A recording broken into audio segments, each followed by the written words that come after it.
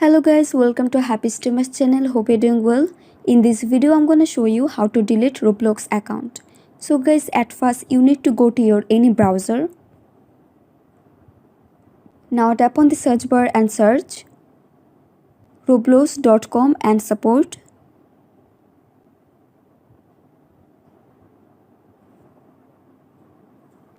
And here now you have to fill the full form. So guys, in the first option you need to enter here your username, and then in the second option you need to enter here your first name, and these both are optional. And in the third row you need to enter here your email address, and the fourth row you need to enter here again your email address for confirming.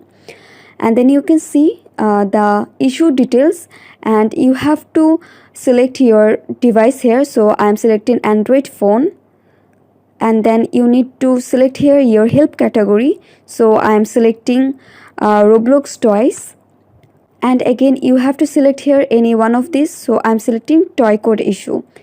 And the last and important one is you need to enter here your issues, and after writing your issues just tap on submit, and then your problem message will go the Roblox authority.